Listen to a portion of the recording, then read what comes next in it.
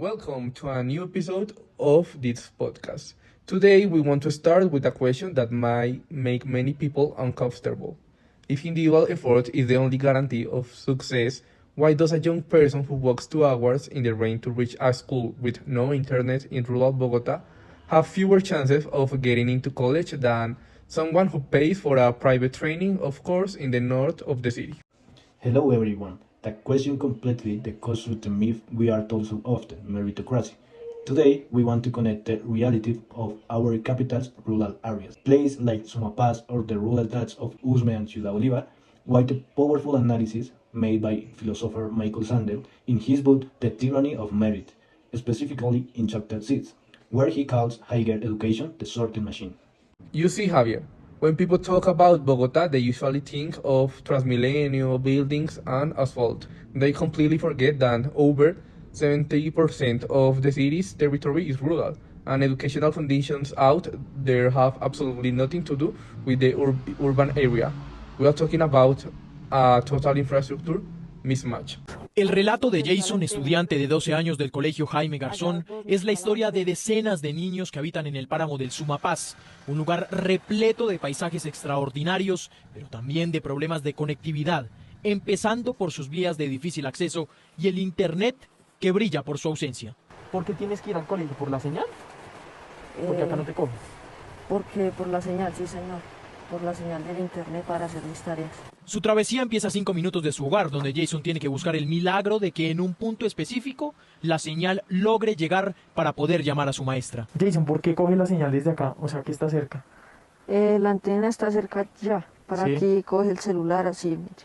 ¿Tienes que levantarlo? Sí señor, para que me coja el celular, Las llamadas. las llamadas. El para- internet todavía no. No, Decidimos acompañarlo por el camino que tiene que recorrer todos los días a su escuela. Después de un largo recorrido, logramos llegar. Desde la segunda parada que hicimos, ¿cuánto es de ahí al colegio? ¿30 minutos más o menos? sí, media hora. Casualmente, nos encontramos con Natalia, quien también afronta el mismo problema. Pues tenemos el acceso a internet y de buena calidad. Ok, no puede estudiar desde la casa virtual. Por No, eso. señor, Ok. porque no tengo internet. Según Jason, en su salón son 16 alumnos, 13 de ellos tienen el mismo problema. Jason sueña con ser doctor y espera superar todas las dificultades y que por fin, allá como él lo llama el otro mundo, deje de ser toda una odisea la educación rural. Exactly. Sandel mentions that we've been sold the idea that if the rules of the game are formally identical for everyone, those who reach the top did so because they earned it. But rural reality breaks the narrative.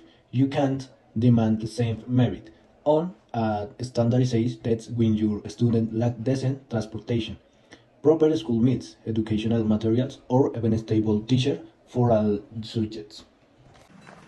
En medio de la paz y el esplendor de las montañas del páramo de Tisba en Boyacá, se escriben historias de una Colombia lejana. Viajamos hasta este maravilloso lugar en compañía de Joana Sora, una joven maestra que todos los lunes, luego de recoger el mercado del plan de alimentación escolar en el municipio de Tasco, emprende camino para adentrarse en las profundidades de esta región, donde se convierte en la única esperanza de sus dos únicos estudiantes.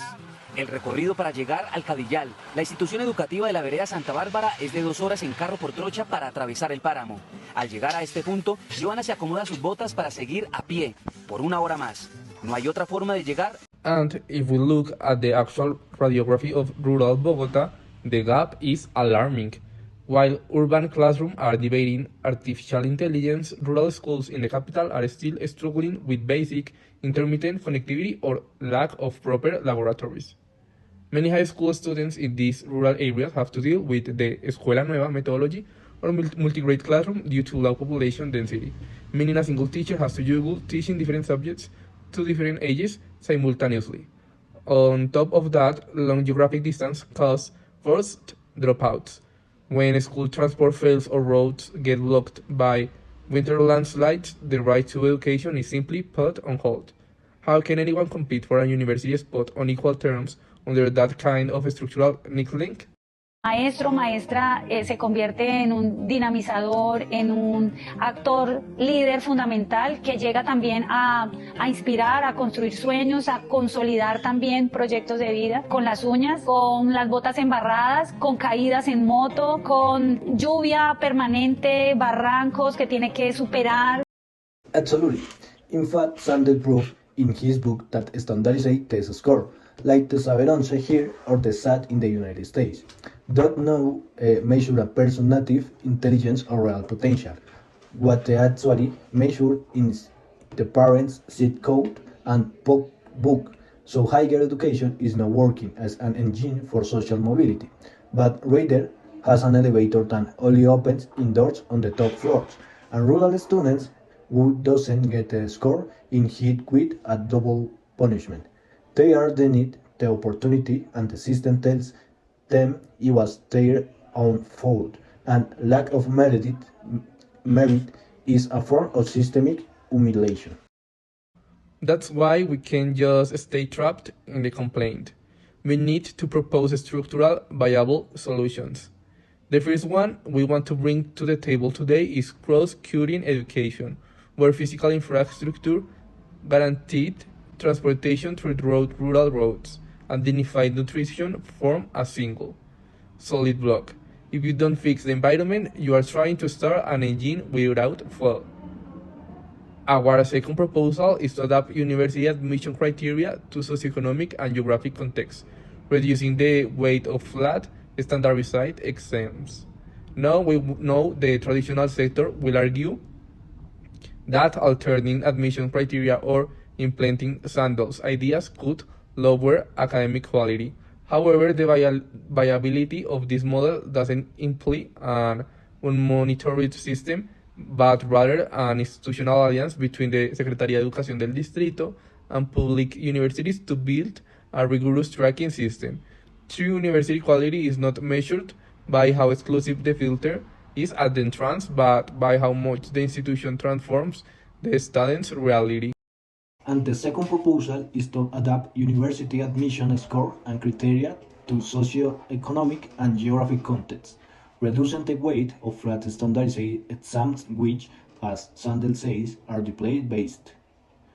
In fact, Sandel proposed something quite radical, a lottery of rifle system among applicants who meet a minimum qualification threshold, recognizing that chance and content play a much bigger role than suppose poor effort. And if we bring this straight to the territory, the solution must be implemented by recognizing that Bogota's rurality is not homogeneous. Ciudad Bolívar is not the same as Sumapaz. In the rural tracts of Ciudad Bolívar, such as Kiva or Pasquilla, the solution involves mitigating the gravitational pull of crime and urban pressure. Public universities should decentralize their faculties and implement direct preferential quotas for graduates of their rural schools, evaluating their community projects and leaderships rather than a cult effect score. On the other hand, in the vastness of Sumapaz, the Páramo territory, the solution requires creating local technical, vocational, and professional higher education curricula in situ that validate and certify archaeological knowledge and territorial defense. Opting the exam, there means that institutions like Universidad Distrital or Universidad Nacional must recognize deep-rooted peasant trajectories as the true merit for admission. What's a great distinction, Andres? That is precisely what Sandel defends, reclaiming the common good by valuing the specific context of Sumapaz and Ciudad Bolívar. You stop treating these young people as Americans that must be forced into an urban, elitist sorting machine. Adapting admission criteria to rural Bogota is the first step towards shutting down that exclusionary machine. It's not about lowering the quality, it's about applying real distributed justice. That's right. To wrap up, meritocracy has made us believe that the only dignified work is the one requiring and traditional for years of its degrade, by ignoring its reality. Bogota puts its own sustainability and food security at risk, dismissing the knowledge and value of our past communities. Democratizing access to education and dignified rural territories is not a charitable handout. It is a historical debt, so that Mary stop being a tyranny and finally becomes a real opportunity. Thank you so much for joining us in this analysis. See you in the next episode of this podcast.